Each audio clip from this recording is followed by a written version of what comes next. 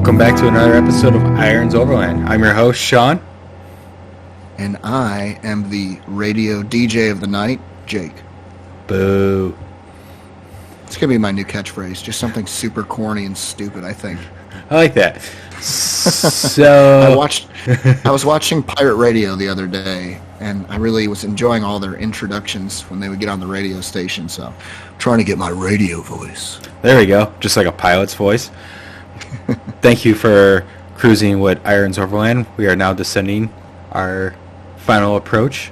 Please buckle your seats and put your food trays up. I think we'd make great pilots. As people just like end the podcast right there.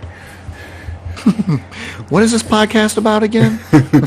So we're kind of at a standstill in between the transition of summer and winter, or fall and winter, sorry. It kind of goes straight to summer to winter here up in the north. I am just in a transition of getting back to my normal life after a bunch of classes and extra work. So I really haven't done anything overland-wise. Just really, honestly, kind of prepping some stuff more than anything and doing some online and window shopping for stuff that I need for my truck. What about you? What really have you been doing? I'm going to say a lot of window shopping for myself as well, and I keep looking over at the bins of all my camping stuff, and I'm like, I should go through that as it's just piled in the corner of my garage. So that's actually one of my big plans tomorrow. My garage is just an absolute mess. So when we got back from Wisconsin and I still had everything in the truck, it took me 2 months before I took everything out of the truck because I just had no time. And when I did have more than a couple of hours, I just kind of wanted to sit and relax and not actually have to do anything. So now it's built up where I need some, we're going to go with fall cleaning, not spring cleaning. I like that. It's not 150 degrees anymore. It's been really nice, 70s past week. So tomorrow should be 70 and sunny. So I'm going to take everything out of my garage that's not in storage where it's supposed to be, go through it, reorganize all my camping bins, kind of clean some stuff up, and just make sure I got everything basically prepped so I can just throw it in the truck instead of having to dig through the next time I do want to take a trip. And on top of that, I need to be able to walk through my garage, which I can't do right now. And I think your garage is bigger than mine, too. The only thing that really, it hurts but helps. It hurts because I just pile stuff up in there, but it helps because I can pile stuff up in there because it's attached. So, we're not using it for our cars ever. I haven't had to mow the lawn recently because it's been kind of just at a standstill with the cold snaps overnight. So I just have everything just piled up in there, and I can shut the doors and forget about it for a couple of weeks, which is really bad because it's a pigsty. Out of sight, out of mind. So there you go. That's your upcoming projects. Any truck projects for that too? Honestly, I need to build my my drawer, so I can actually get rid of my bins, or at least have the bins easier to access without them sliding around while I'm driving. I've got a bunch of plywood and stuff and 2x4s. I honestly just need to cut them up and nail them together, screw them together, and I'll have a sliding drawer for underneath my bed. So I may actually put everything back in the truck tomorrow, or at least the bed frame itself, to measure out a nice drawer for that. But pretty much that's kind of all I'm planning on doing anytime soon. I want to buy tires, but I haven't pulled the trigger yet. I haven't figured out what I really want. I still have those Rock Warrior wheels sitting in the garage. I'd love to see them on the truck instead of sitting in the garage, but we'll see when that comes. Maybe a couple more overtime shifts, and then I'll buy some tires. Yeah, rubber's getting expensive. Yeah, I've been looking. I got Wrangler Duratreks on there right now, and I like them. I like them a lot, actually. They've done pretty fantastic. They actually clean out real well, and they're pretty good on the road. But, it's going to cost me probably $1,500 to get a set of 33 to 34-inch Duratreks. And then I was looking at some of the other ones, and I just don't know how I feel.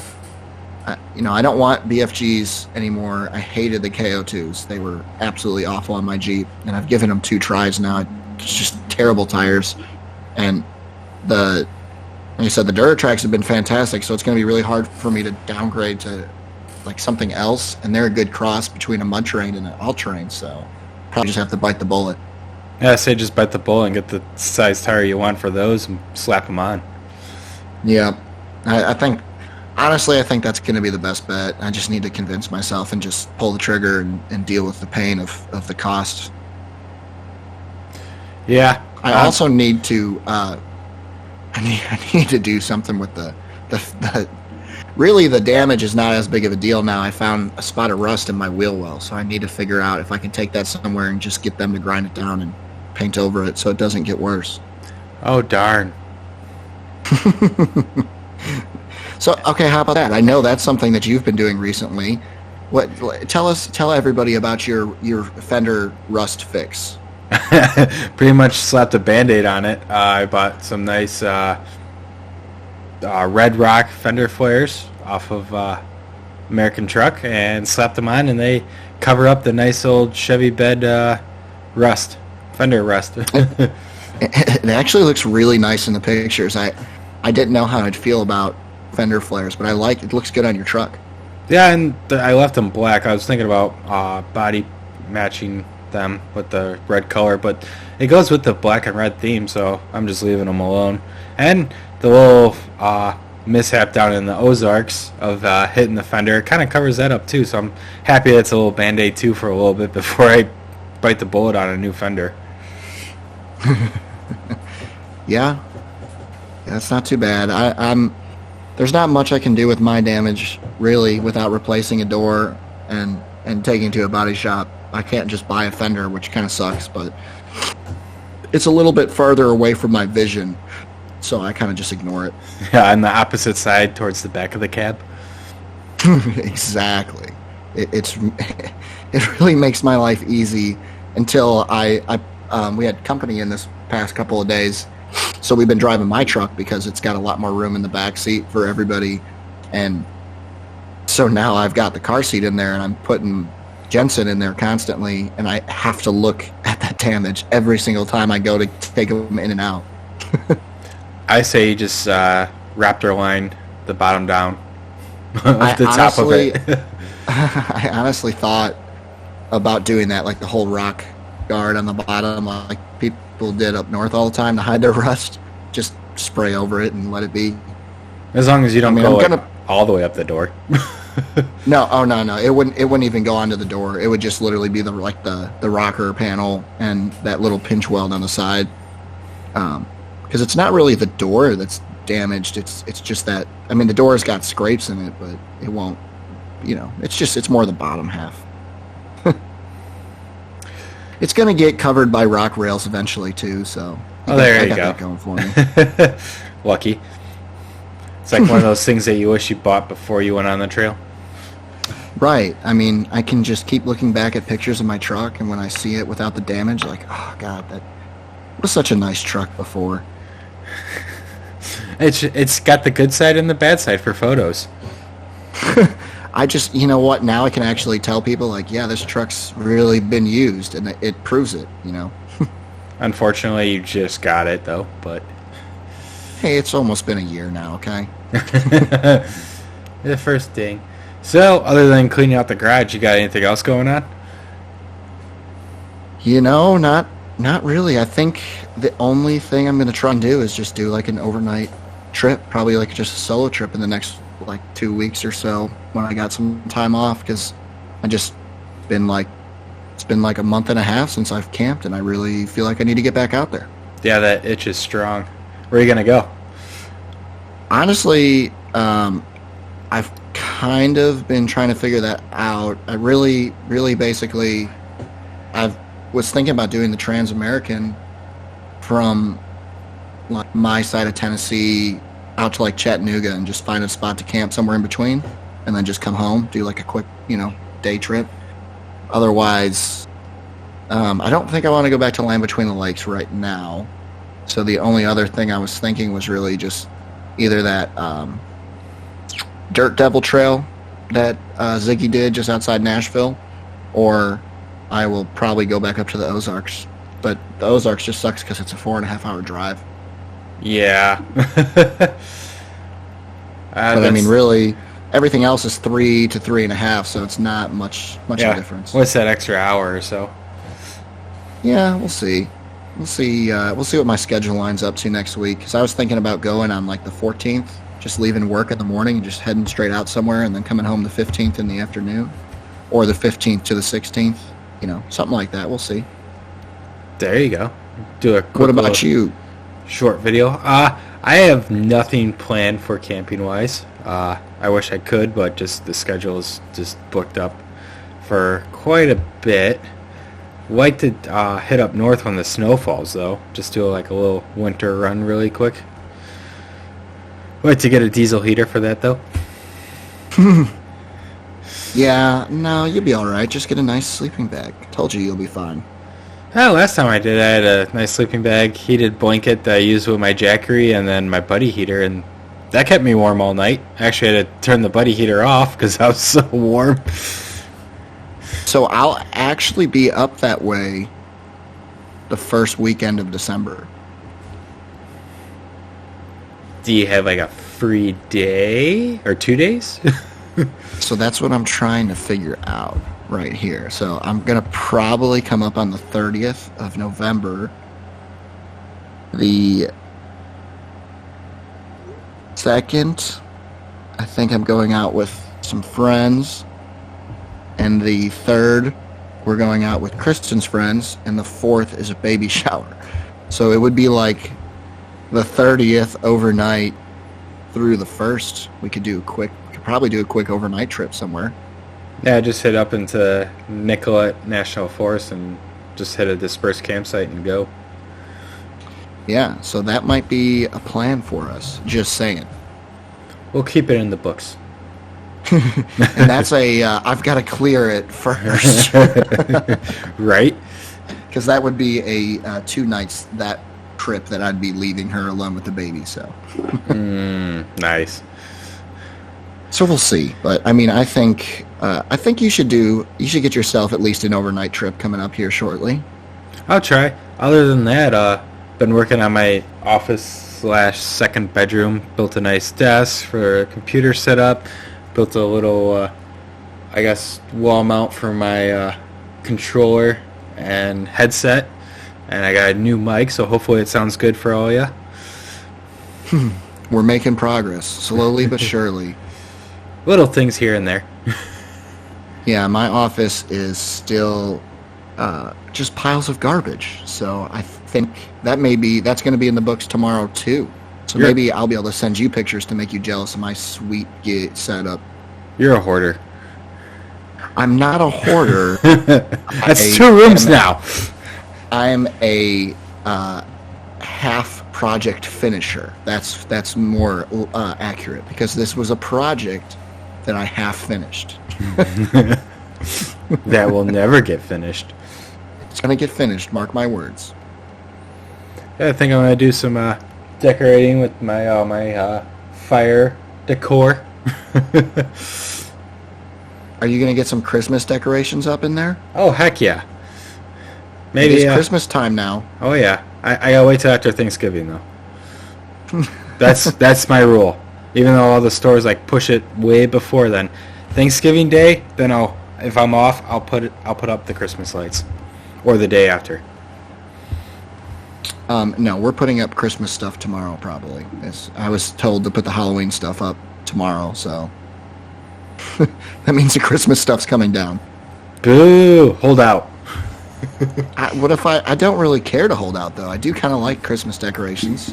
See, I have, call me a little bit of girly or whatever, but I do have a lot of little nativity lights or whatever you could say that can be put on year round. So it's always got a nice ambiance throughout my place. And I think that's what helps so I don't jump to next season. We have that at the firehouse, right? At my station, we call them holiday lights. So they were just Halloween lights, and now they are going to be Thanksgiving lights. Then they'll finally go back to being what they really are, Christmas lights. So with every holiday, they change to a different holiday type, but the lights never stop. There you go. I wish we did that. I'll have to send you a picture when I'm there next day. It blows my mind. When I first started working there, I just kind of didn't say much about it, and then they like one day I asked, I'm like, so what's going on with all these holiday lights? Like, why are they still up? And they were like, well, we put them up for Christmas and just never took them down and tried to see how long they would go. And they said one day they were starting to die, so they actually bought us more. so to replace them and put them back up. So like probably 6 months ago, there was one strand that was dead over the lieutenant's desk, and the secretary came in and she goes, "Oh, y'all need more lights." So she came back with like 4 more boxes of lights, and we put them up, put more lights up. That is awesome. So I think it's just a permanent fixture now. It gives a nice little ambiance.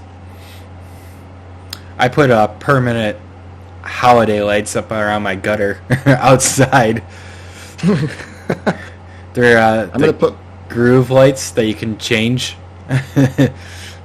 So right now they're red and orange. I'm gonna put my permanent holiday lights up tomorrow. I think I'm just gonna leave them up. I mean, you're in Tennessee, in the boonies. Nobody will say anything. Hey, just turn them off and you lose track of them. Yeah, exactly. I mean, they're all tangled up right now. What good are they doing sitting in boxes year round? I could just leave them up. Right? That's why I got the groove ones. I could just change the color for the season. That's actually really nice. How weatherproof are they, though? They're full weatherproof. I guess they're the IP96 or 68 rating or whatever they say. You can put timers on them, change them any color you want, custom pick color because it's got an RGB circle. So it's actually really neat and nice. Well, that's kind of nice. Oh yeah. And then I got all the nice smart bulbs to put on the outside, and then I changed those too. So I'm really festive all year round. I think to tie it back into overlanding, you should put those around your truck's rack. I could throw the jacker in the back of the bed and just drive around town like the Jeeps do. Except it's my Chevy. Honestly, I wish that I had the Jackery, a couple years ago when I was doing all the Christmas parades with the Jeeps. It would have made it so much easier, and I wouldn't have kept blowing 12 volts plugs. Hey, you could do your roof rack now on your cap. I actually could, and just wire it through that back window. It'd be perfect. Oh yeah, and throw a wreath on the front and everything. Yeah. There you go. I'm in. They're Northology does a Christmas tree run. One of these years I want to do it with them, where it's all the Overland group for Wisconsin and Michigan area, in the UP area, I guess, and they do a Christmas tree run, and they decorate their vehicles with Christmas lights and stuff, and they go out to the forest and pick a tree. It's actually kind of cool. I really like to do that. So it sounds like I need to come up there for Tennessee and do that. That would represent Tennessee. Yeah, I made the haul all the way for you for the Ozarks. You can always do that for me. All the way to the Ozarks. I mean, I guess that's far for you, but that wasn't all the way down to Tennessee yet. Although I guess LBL was Tennessee. Yeah, it was. We crossed the border. I do need to come up. I need a northern trip soon. Yeah, not just like northern to see friends. I need like a northern trip to off road up there. I mean, even Ziggy came up here. Yeah, but Ziggy does like really long spur of the moment trips that are like 3 weeks long. I don't know how he does that. He's crazy. Got the time saved up and used it. And he just went to SEMA too. Yeah, that jerk. We should get him on here and have a talk about SEMA. I text him every time we do it and tell him to get on, and he just ignores me. He hates me. He's probably tied down with the fiance now. Yeah, he's now he's going to start learning about when he can spend money on his truck and not. Yep. Oh, speaking of SEMA, did you see Toyota's new all overland purpose built Trail Hunter? So I looked at it, and I'm honestly a little disappointed because it's basically just them showcasing now that you can buy a bunch of bolt-on stuff from the factory instead of buying it aftermarket. Yeah, they're trying to hit the market. That's okay. So maybe this should be a topic for another podcast. But ever since COVID hit and the overland community has really blown up. I mean, it's even getting into the bigger car manufacturers like GM, Ford, Toyota. I mean, Toyota's kind of always been there because everyone uses Tacomas, but now they're factory-built Pacific Type 4 overlanding, I would say. They already come with the roof racks. They already come with the winches. I mean, the suspension, the lift kits, everything's all there. It's like, just go there and buy the vehicle and off you go.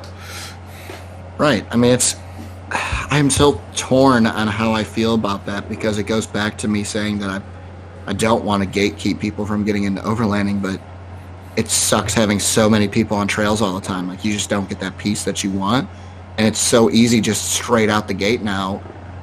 And it sucks for us trying to buy these vehicles too because, you know, there's people that are trying to get into hobbies or like, yeah, I'm just going to buy this vehicle to test it out. And they, you know, do it once or twice and hate it.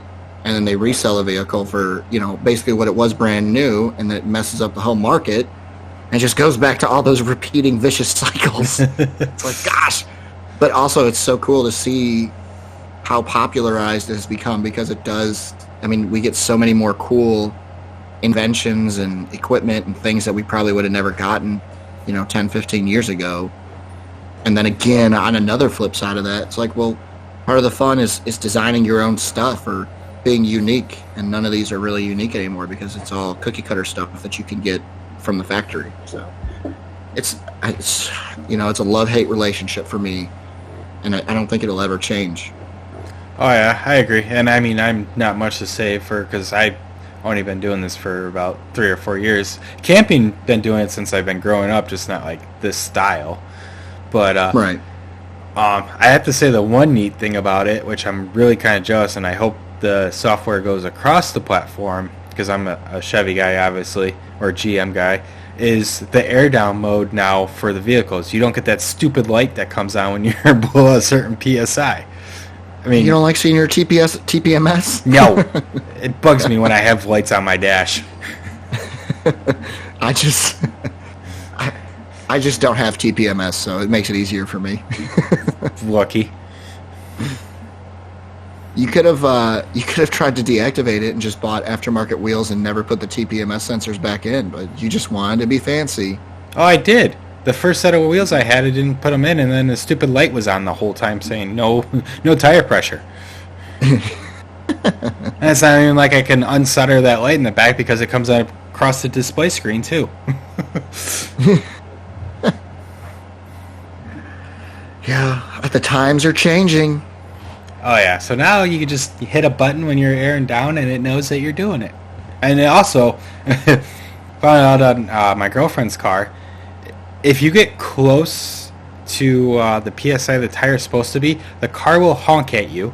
And then when you reach that certain PSI, the car will honk at you twice. Yes, I learned that with Kristen's Jeep because I was filling it up one day and I thought she kept honking at me. And I was like, what are you doing? Stop. I did the same thing when she was in the car. She's like, my front tire's low. So obviously she had a slash in it, so I go in there to fill it up. And all of a sudden the car starts honking. I'm like, why are you honking at me? She's like, it's the car, not me. I'm like, what are you talking about? Yeah. Yeah, I had no idea that was a thing until I did the same. It's a little shocking at first, but then the other day I went to do it, her tires were a little low after the cold, and so the lights were on, and it was like, I don't know if it was too cold for the sensors or because the car hadn't moved in like 2 days, but it couldn't catch up. So I was just holding it there, expecting the honk to happen, and it never did, so I pulled it up. And I looked, and it still showed low. I was like, it's definitely not low. You know, it's not leaking air, and I know I just put like 30 pounds in this. And I went and read it real quick. It was like at 80. I was like, oh, God, I need to drain that out now. And I was just, I was expecting the Hawk and it never came. I don't know why. Yeah, I don't know. It was the first time doing it, and it kind of. I mean, at first I thought like, hey, why the heck are you honking at me? And now I think it's kind of cool. But if it doesn't work like yours did, I'm like, I mean, you still kind of need your gauge then. Yeah, I think it's a cool idea. I do like it. It's cool. I kind of wish my truck did it. Yeah, same. Oh yeah. Also, speaking of filling up tires, make sure you empty all your summer air out and add in your winter air. And change your blinker fluid. That's what you're supposed to do at the time change. Yes. Along with your batteries, this will be a public safety announcement from us firefighters. Change your batteries in your smoke detectors. And test your smoke detectors once a month. Especially if you live in an apartment complex. Well, we have such exciting and interesting lives going on right now. And we just filled a whole 30-minute segment of exciting overlanding stuff. Oh, with yeah. non-overlanding stuff. I mean, kind of. It's kind of overlanding-ish.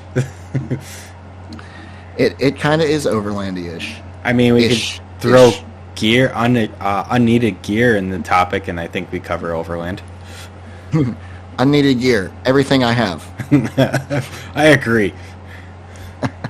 I was actually going through some of my kayaking camping stuff, and I was like, holy cow, I can't believe the amount of stuff that I bring with on a regular camping trip, and I can just pack it down to almost nothing to fit into the kayaks and just get by. Oh, same. If I had like one of your little solo stove things, I throw that in there and throw some mountain houses in a backpack with clothes and a sleeping bag in my tent, I'd be good. And then I'm like, why can't I do this for overlanding? Here, when I go overlanding, I'm like, the whole bed of my truck is filled with stuff. We have too much stuff because we have too much space, so we have to fill it. It's just in our nature. Kind of like your garage. Yeah, okay. I don't want to talk about garage. The worst part about that garage is that there's a non-working four-wheeler sitting in it right now. That makes me mad every time I look at that, too. Fix it, sell it, buy a brand new one. I'm on the verge of just being done with it and selling it because it's like anytime it doesn't start for a week, it's got problems now. It is old, though. I can tell you, when I had the EFI newer Grizzlies, that thing started all the time. I mean, obviously I kept the battery on a tender because it would go for like a month or time when I didn't drive it, but I mean, that thing always started. No problems whatsoever. Yeah, I like carb stuff, but I don't like carb stuff. Another love-hate relationship, but that's a whole another day. I guess I got rid of my project vehicles, and instead I just decided to make my functional four-wheeler my project vehicle now. You always need something to work on. Apparently, I didn't think I did, but I guess like the rest of the world thinks I do, so it just forces that into me. I think that should be another one of our trips is just throw some regular camping gear on the back of the four-wheelers and hit some trails. I know up in Wisconsin you could do a few of that, like the Black River Falls. Yeah, that's a lot of the areas where the Trans-Wisconsin Adventure Trail is, and a lot of it's four-wheeler trails. There you go. There's something else we could do in the future. Well, then you got to get yourself a four-wheeler, and I got to fix mine. I'm working on it. I'm also deciding if I want to go a side-by-side. See, I honestly think I kind of want one just, to be able to bring, like, my son with me. But at the same time, I really like having the smaller size of a four-wheeler. So, I don't know. I got to say, I do like rock climbing with a four-wheeler. It is fun. And if you do go to fall, you just kind of, like, step off to the side and let the thing do its job. Or fall. Exactly. Just see you later, four-wheeler. I've done that one too many times, but still ran. Works great. Steered straight. Yeah. So do you have any other overlanding news? No. Yeah, I don't. That's just a. We're boring for all y'all right now. I'm sorry. No, just random video or podcasts. Just random stuff talking about. We haven't talked to each other much either, so we just kind of did over the podcasting. Well, I think that's all we got for this episode. Yeah, I concur on that one. All right. Well, we'll see y'all next week. Catch you next time. Laters.